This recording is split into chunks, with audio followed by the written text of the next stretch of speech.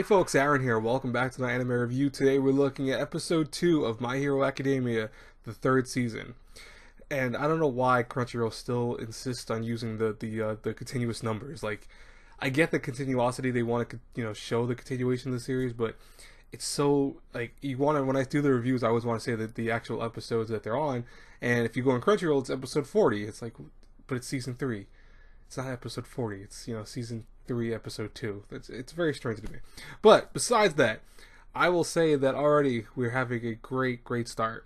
I love this first and foremost. Before we get into anything with this review, I love the dual kind of setting we have where they show at the beginning the villains setting up, and then we also see at the very end after the credits we see the villains also doing stuff. I will hope that continues because I think it's kind of cool to see the various things that the characters are going through, and namely to see the villains kind of set up with their devious plans already in play, and it's just interesting to see that. I like the way they did that. But really what took the crux of this whole episode obviously was the summer training.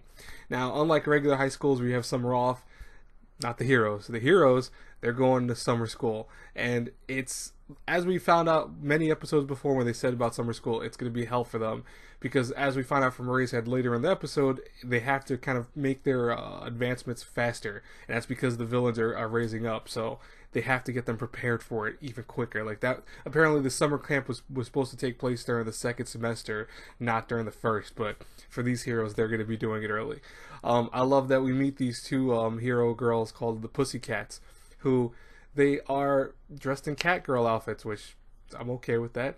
But the fact that the one blonde hair girl is clearly, I think, hitting 30 years old. When Deku was about to explain their backstory, she was listening. She was all happy until he's like, they've been around for like 12 years and they've been said it. And she immediately jumped on him and she goes, we're 18 at heart though. 18 at heart. And she kept saying it over and over again. I love that. That was hilarious to me. But yeah, they were thrown into the thick of it when they had to go fight through the beast forest where it had these giant dirt beast creatures that were made from one of the Pussycats. And the thing was that it took every ounce of these heroes' strength to get through this forest. And, they were lying and saying, oh, you'll get there by lunch, hopefully.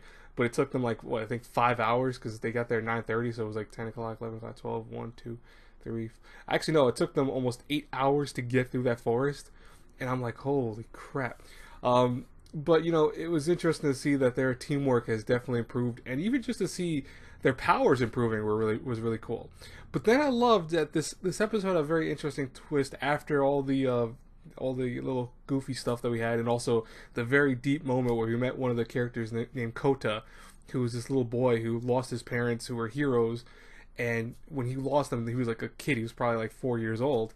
And everyone's like, oh, they died an honorable death, a hero's death. But for him, he's not understanding that. He's angry at heroes. He hates heroes. He despises them. And for due reason. I mean, like, for you, that's not a hero's death.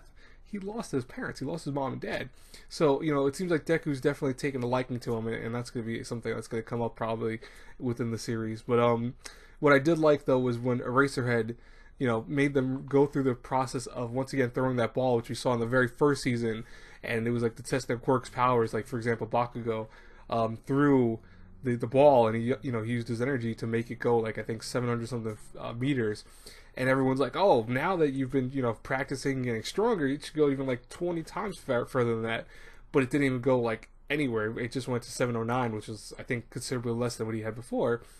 And as Eraserhead says, it goes, you guys have been training. He goes, you're stronger mentally, you're stronger physically, sure, but your quirks haven't improved. And, I think with the exception of Deku, because Deku's probably the only one who's kind of improved his quirk and how he uses it, everyone really hasn't gone, through the ringer to really increase their powers. And it's kind of interesting to see that being a focal point of Season 3. It's like, they're going to have quirk training.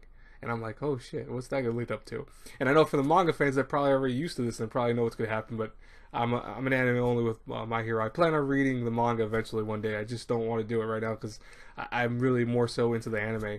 I do love the manga. I started reading the very first volume of it and I thought it was great, but I'm like, if I go too far, I'll keep reading it, and then before I know it, I'll surpass the anime, and it just won't be an interesting thing for me to watch anymore.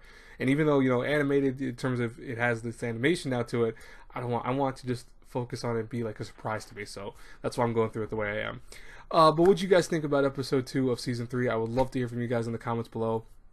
By the way, I have a dozen reviews out today, but probably one of the things I want to put you out to the most and make sure you understand, and I'm probably going to say it every single video, so I apologize in advance if you hear this at the end of every video. I will be having a Kickstarter video tomorrow, Sunday, April 16th.